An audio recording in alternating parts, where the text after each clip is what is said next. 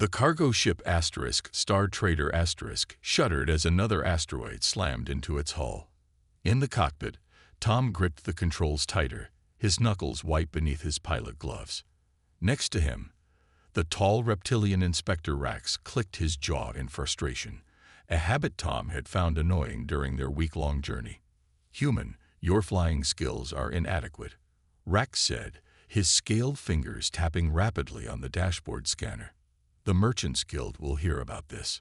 Tom didn't waste breath arguing. The asteroid field had appeared out of nowhere, defying all known space maths. Right now, staying alive mattered more than trading insults. The ship groaned as he rolled it sideways, barely avoiding a boulder the size of a house. "Check the emergency landing systems," Tom ordered, forgetting for a moment that Rax outranked him. To his surprise, the alien inspector complied without complaint. Warning lights flashed across the control panel. The engine temperature was rising fast, and the hull breach in Cargo Bay 3 was growing larger. Tom knew they had minutes, maybe seconds, before things got much worse. Through the view screen, he spotted a planet. It wasn't on any of his charts, but its blue-green atmosphere suggested it might be survivable. As another asteroid clipped their wing, Tom made his decision. "We're going down," he announced, already adjusting their course. "Strap in tight." Rax's throat scales flared in alarm. "That planet is not in the Guild's database. We have no survival data." "We have no choice." Tom yanked the controls hard, sending them into a steep dive toward the unknown world. The ship's remaining engines screamed in protest as they hit the atmosphere. Red-hot plasma streamed past the view screen as they plunged through the upper layers of the alien sky. The temperature inside the cockpit rose rapidly, and sweat dripped down Tom's face. Beside him, Rax had gone completely still, his reptilian survival instincts forcing him into a state of focused calm. "Brace for impact," Tom shouted. The ground was rushing up too fast. He pulled back on the controls with all his strength, trying to level their descent.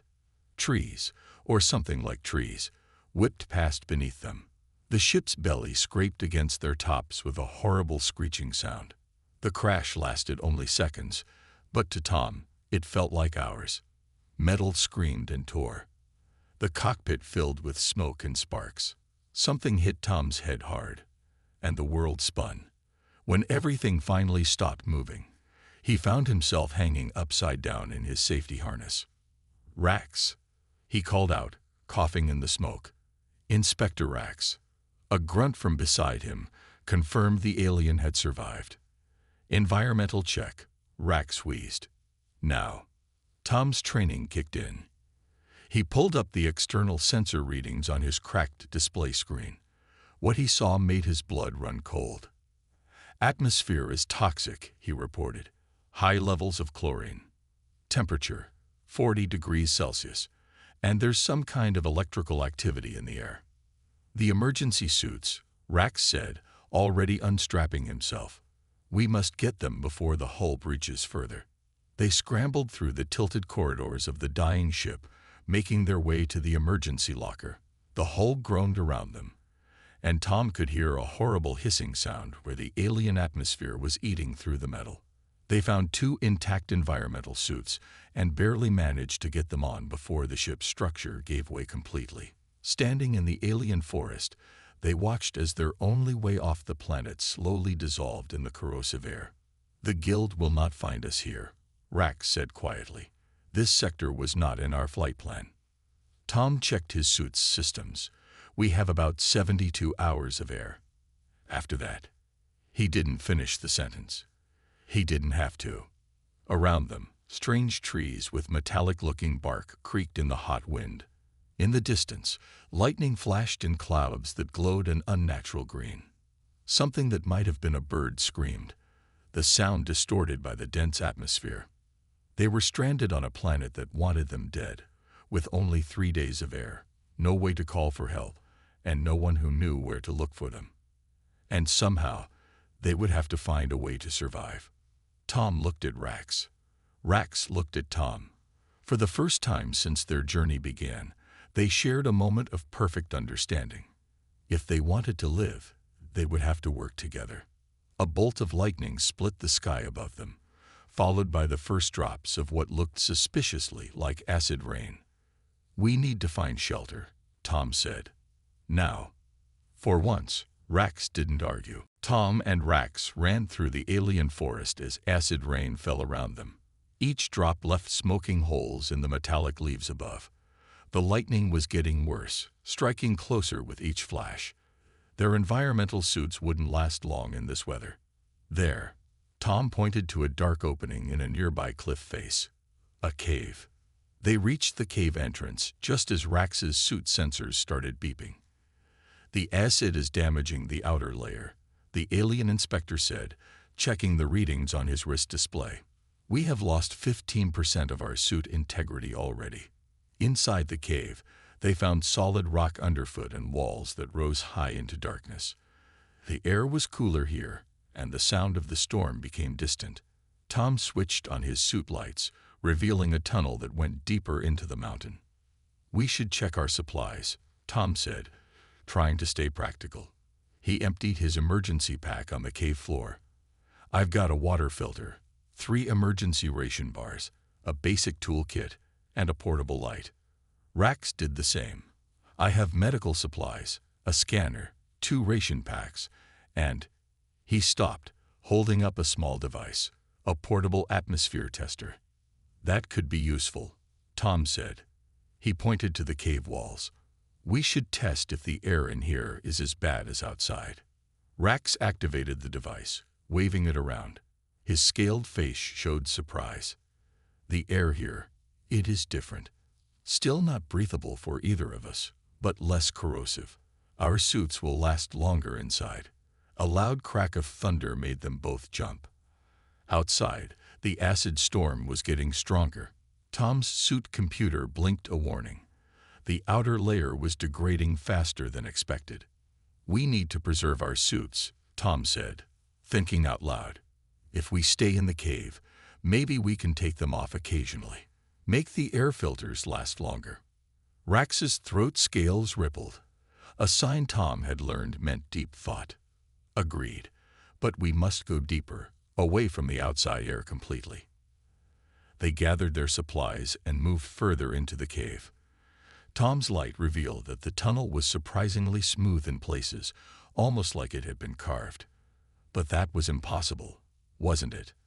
After walking for about 10 minutes, they found a larger chamber.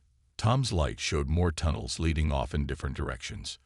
But what caught their attention was a smooth section of wall covered in strange marks. "Are those carvings?" Tom moved closer, shining his light on the wall. The marks seemed to form patterns, circles and lines arranged in groups of 8. Rax scanned them with his device.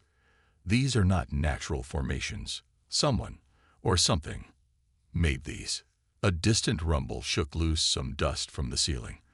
The storm was still raging outside, but they were safe here, for now. "Let's set up camp," Tom suggested. "We can check the air quality again, and maybe save some suit power." They found a defensible corner of the chamber and set up their portable lights. Rax's scanner showed the air was much cleaner here, clean enough that they could safely lift their helmet visors for short periods, saving their air filters. As they sat eating their ration bars, Tom studied the wall markings. Something about them seemed familiar, like equations he'd learned in engineering school. These patterns, they looked like math. Rax looked up from his scanner. "The Guild has records of ancient species who used mathematical languages, but none in this sector." Another rumble shook the cave.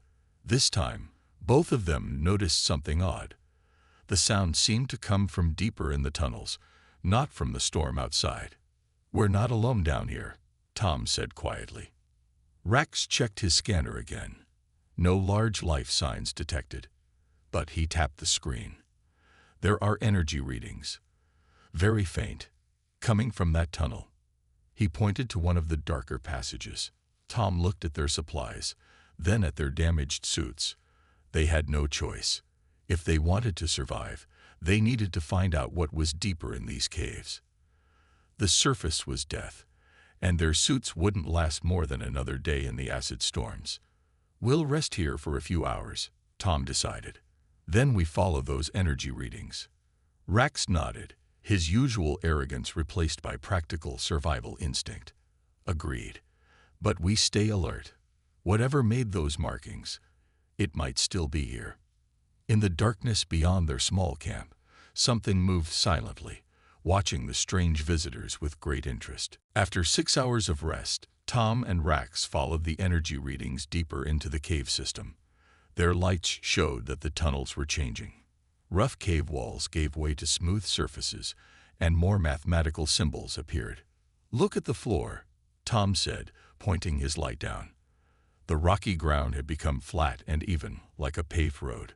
"Someone built this." Rax checked his scanner again. "Energy readings are stronger now. And—" he paused, adjusting some settings. "There's a large open space ahead." They turned a corner and both stopped in amazement. Their lights revealed a massive underground chamber, bigger than a spaceship hangar. Columns stretched up into darkness, covered in glowing lines that pulsed with a faint blue light. "That explains the energy readings," Tom whispered. He walked to the nearest column and studied the glowing lines. "These look like circuit patterns." "Do not touch anything," Rax warned, but his voice held more excitement than fear. "The Guild has never found anything like this in this sector of space." As they moved further into the chamber, their lights revealed more wonders. Strange machines sat covered in dust, their purposes unknown. Tables held tools that looked both ancient and advanced. And everywhere there were the mathematical symbols, glowing faintly in the darkness. "These machines," Tom said, examining one closely. "They're not powered down or broken. They're waiting." Rax moved his scanner over a nearby table. "There is residual heat. Some of these devices were used recently." A soft humming filled the air. More of the lines in the walls began to glow, spreading out from where they stood like a wave of blue light. The chamber grew brighter, revealing its true size. "We activated something," Tom said, looking around nervously. "But what?" A noise echoed from one of the far tunnels, something between a click and a whistle. Both Tom and Rax turned quickly, their lights pointing toward the sound. "Your scanner," Tom whispered. "You said no large life signs." Rax checked the device again. Still nothing. But he tapped the screen in frustration. "These energy patterns are interfering with the readings." More whistling sounds came from different tunnels now, like they were being surrounded. Tom noticed something about the sounds. They followed the same patterns as the mathematical symbols on the walls. "It's a language," he said suddenly. "Those aren't just math equations on the walls. They're words too, and someone's speaking them." Before Rax could respond, one of the machines near them hummed to life. A hologram appeared above it, showing strange symbols that shifted and changed. Tom recognized the base 8 mathematical patterns he'd seen in the cave markings. "It's asking us something," Tom said, studying the symbols. His engineering training helped him spot patterns in the changing numbers. I think it's asking who we are." Rax moved closer to the hologram. "Can you answer it?" Tom thought for a moment, then picked up a dusty tool from a nearby table. Using his basic understanding of the mathematical patterns, he drew some simple symbols in the dust on the machine's surface, numbers representing their two species. The humming changed pitch. More holograms appeared, showing what looked like star maps and diagrams. And then, from every tunnel at once, came a sound like singing, pure mathematical tones that made patterns in the air. "We should run," Rax said, but he didn't move. Like Tom, he was fascinated by what was happening. The singing grew closer. In the improved light, they could see movement in the tunnels, shapes approaching slowly, deliberately. The creatures were tall and thin, with pale skin that seemed to glow slightly. Their large eyes reflected the blue light like mirrors. "The lost species," Rax breathed. "They didn't die out. They went underground." Tom raised his empty hand slowly, showing he meant no harm. Next to him, Rax did the same. The underground people moved closer, still singing their mathematical language. One of them stepped forward, raising a hand to point at the symbols Tom had drawn. Then it spoke, not in songs this time, but in clear, precise tones that formed numbers and equations in the air. They were about to learn if the lost species wanted to help them survive, or if they had just made a terrible mistake. The pale beings surrounded Tom and Rax, their bioluminescent skin casting soft blue shadows on the chamber walls. The one who had stepped forward, taller than the others with markings that swirled across its skin, raised both hands and began drawing numbers in the air using light from its fingertips. 8, 16, 32. Tom read the mathematical sequence aloud. It's a pattern test. They're checking if we understand. Rax's throat scales flickered with surprise. Like an intelligence test, Tom nodded and stepped forward. Using the dusty tool from earlier, he completed the sequence on the floor. 64, 128. The tall being's eyes widened, the mirror-like surface reflecting the blue glow of the chamber. It turned to its companions and made a series of musical tones. The others responded with their own songs, creating complex harmonies that somehow reminded Tom of advanced calculus. "Look at their eyes," Rax whispered. Adapted for dark environments, they'd been underground for many generations. The leader, Tom decided to think of it as the leader, touched its chest and made a sound. Axate. It pointed to its people and sang, "Valate." "They're calling themselves the Valate," Tom said. He touched his own chest. Tom then pointed to his companion, Rax. The Valate leader cocked its head, studying them. Its fingers danced in the air, leaving trails of light that formed more complex equations. Tom recognized some as advanced space navigation formulas. "They know about space travel," he said excitedly. "They're asking where we came from." Rax stepped forward, activating his scanner's hologram function to show their crashed ship's location. The Valate gathered around, their skin glowing brighter with interest. Axate made a sweeping gesture, and one of the ancient machines hummed to life. A three-dimensional map appeared, showing the planet's surface and the massive cave system below. Red spots marked areas of intense electrical storms. "They're warning us," Rax realized. "The storms are getting worse." Tom pointed to their environmental suits, then to the suit's damage indicators. The Valate understood immediately. Axate whistled a command, and two of its people hurried down a side tunnel. "I think they're going to help us," Tom said hopefully. The Valate who had left returned carrying what looked like thin, metallic blankets that glowed with the same blue light as their skin. Axate took one and wrapped it around its own arm, then stepped into the tunnel leading to the surface. The acid air didn't affect the material at all. "Protection," Rax said, his usual suspicion giving way to relief. "They're offering us protection from the atmosphere." Axate led them to another chamber, this one filled with what appeared to be living quarters. Pale light pulsed from the walls in regular patterns, like a heartbeat. Other Valate watched curiously as they passed, some holding small devices that sparkled and chimed. They stopped at a clear panel that separated the chamber from a larger cave. Inside, Tom could see plants growing. Plants with metallic leaves like the ones on the surface, but smaller and more delicate. "Underground farm," he said with growing excitement. "They've adapted everything to live down here." Axate pressed its hand to a wall panel covered in mathematical symbols. A door slid open, revealing a small room with two bed-like platforms. The air inside smelled clean and fresh. More Valate appeared, bringing food in crystal containers and what looked like tools for repairing their suits. One of them gently touched Tom's damaged suit and made a sad musical note. "They want to help us survive," Rax said quietly, "even though we're strangers." Axate drew one final equation in the air, a complex formula that Tom recognized as a star map coordinate. Then it added a question mark. "They want to know if we can contact our people," Tom translated.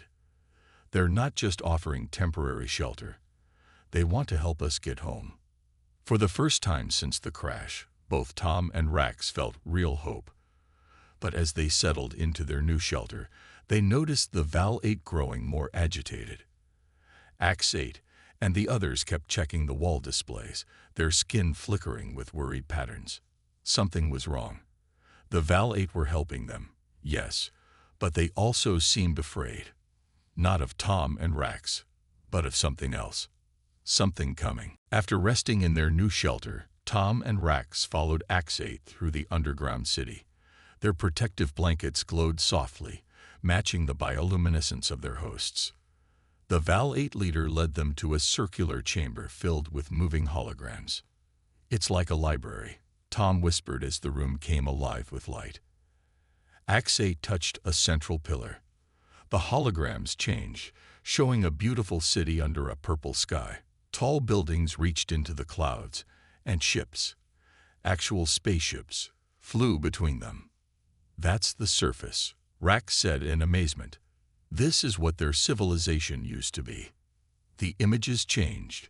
Now they showed massive storms, worse than anything Tom and Rax had seen since crashing. Lightning turned the sky white. The ground cracked. The beautiful buildings began to crumble. "A disaster," Tom said. "That's why they came underground." Ax-8 sang a series of notes, and the holograms displayed numbers, a date. Rax's throat scales flattened in shock. "That was over 10,000 years ago," he translated. "They were an advanced civilization before my people even reached space." The story continued in light and song. The Val-8 showed how their ancestors built the underground cities, how they adapted their technology to work without sunlight. The mathematical symbols that covered everything weren't just decoration. They were the key to keeping their civilization alive. But something had gone wrong. Many of the advanced machines stopped working. Knowledge was lost as generations passed. The Val-8's numbers grew smaller. They survived, but their great civilization faded into myth. "Look," Tom pointed to new images appearing. "The storms are getting stronger again, just like when they first came down here." Ax-8 nodded solemnly. Its fingers drew equations in the air, complex weather patterns that even Tom struggled to understand. The numbers told a frightening story. The planet's deadly storms ran in cycles. A massive one was coming, bigger than anything in the last 10,000 years. Other Val-8 joined them, adding their own songs to the story. They showed maps of the cave system, marking places where the tunnels had collapsed in previous storms. "The caves won't protect them this time," Rax realized. "That's why they've been so worried." Tom studied the equations floating in the air.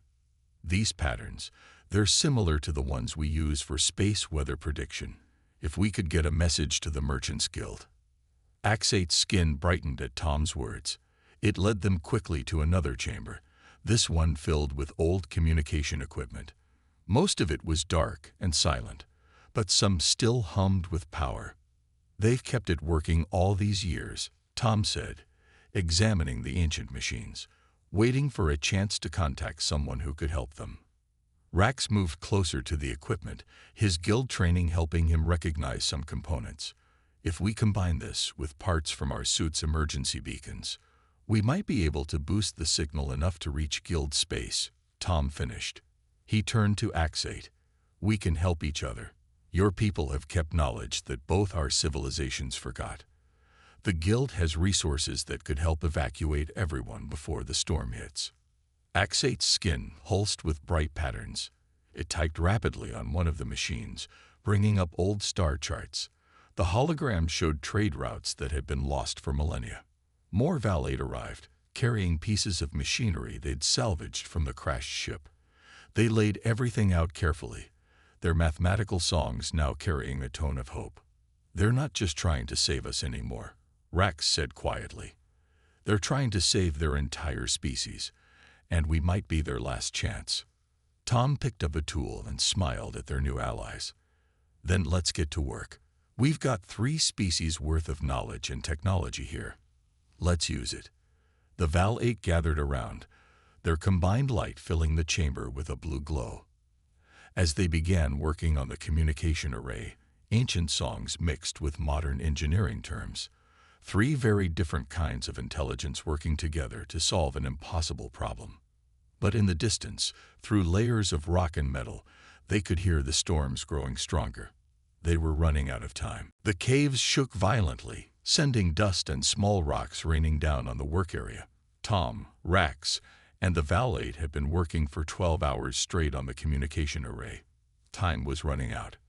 Another support beam cracked, Tom reported, checking the scanner Rax had modified with Val-8 technology. The outer tunnels are starting to collapse. Ax-8's skin flickered with worry patterns. More Val-8 rushed in, carrying ancient machine parts from deeper storage chambers. Their songs had become urgent, almost frantic. The storms are affecting the cave system worse than they expected, Rax said, his scales dark with concern. The electrical charges are weakening the rock structure.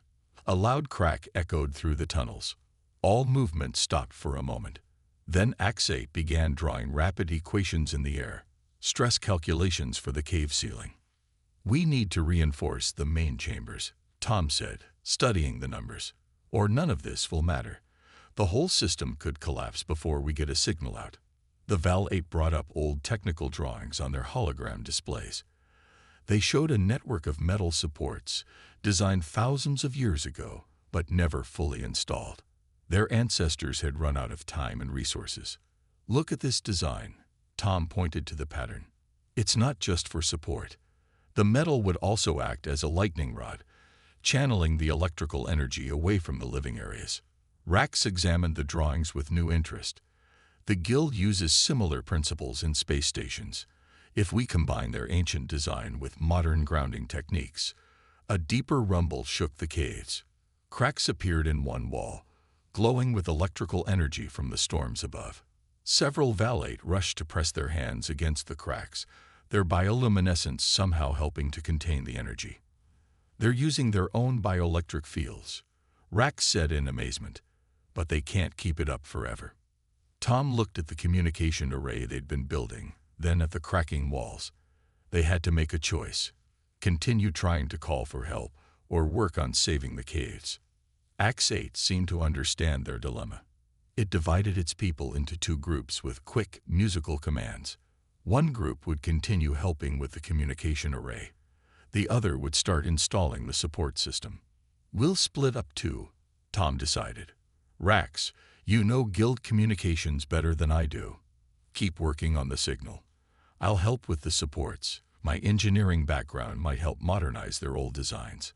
Rax nodded, his usual arrogance completely gone. "Be careful.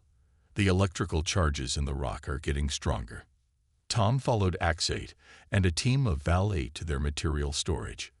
They had been saving pieces of metal and crystal for generations, never knowing exactly why, but trusting their ancestors' songs that taught them these things were important.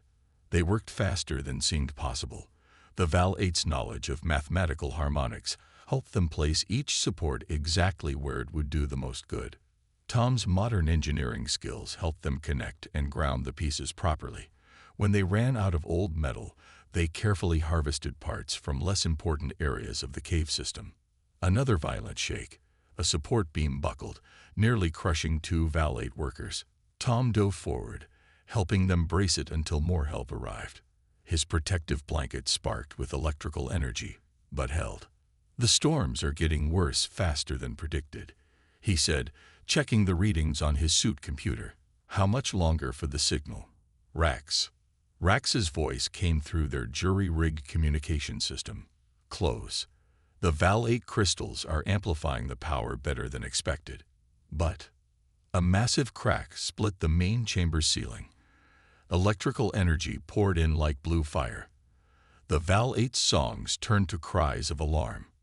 "No time left," Tom shouted. "Rax, send what we've got. Ready or not."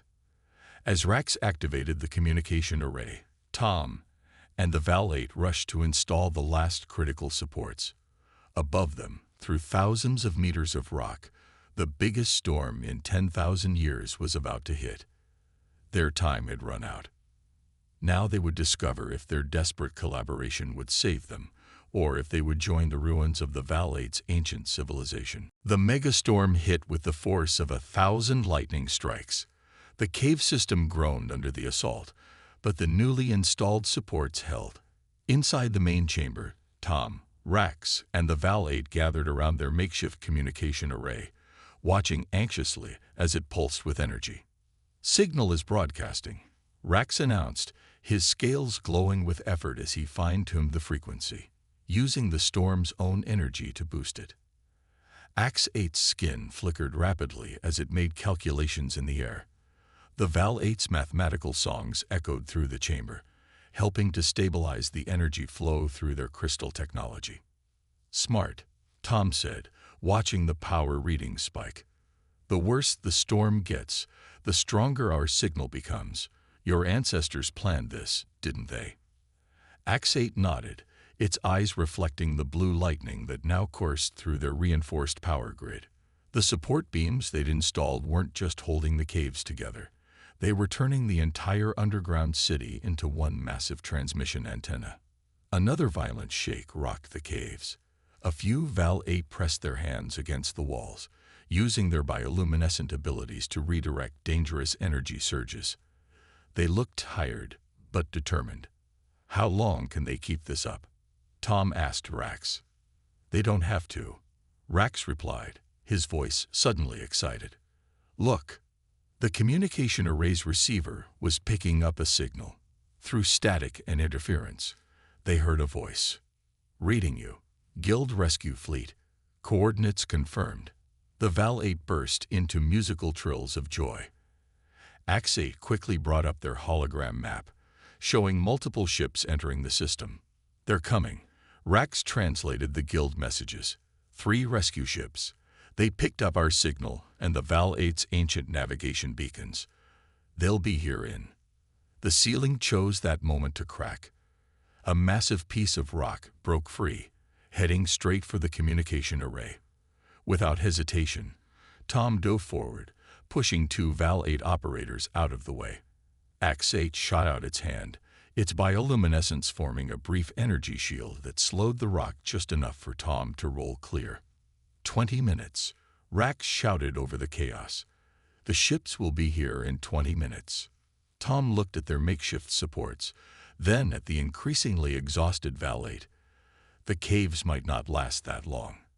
The storm's too strong. But the Val-8 weren't giving up.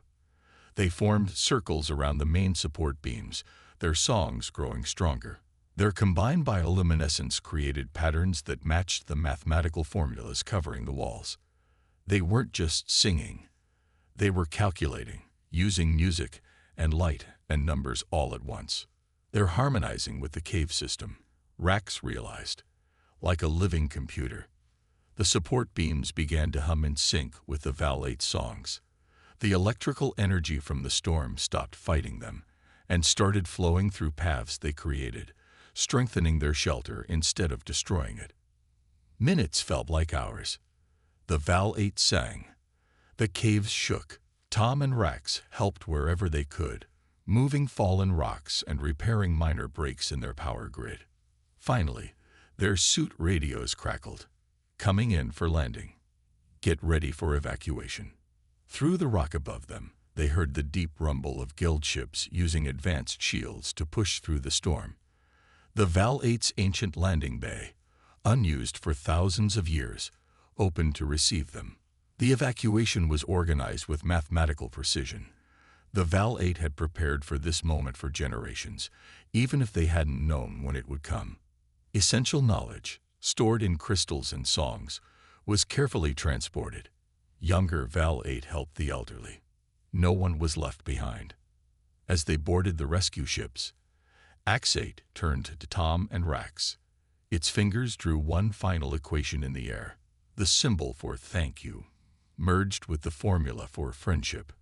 "The Guild will want to establish formal relations," Rax said, watching the Val-8 settle into the rescue ship. "Their knowledge, combined with our modern technology. They can rebuild," Tom finished. "Not just survive, but thrive again. And next time, there's a mega storm. Next time, Rex said, they won't face it alone. The rescue ships lifted off just as the storm reached its peak. Through the viewports, they watched lightning dance across the surface of the planet. But this time, the Valate weren't running away. They were going to find a new home among the stars, carrying their ancient knowledge to share with new friends. The lost species wasn't lost anymore, and neither were they.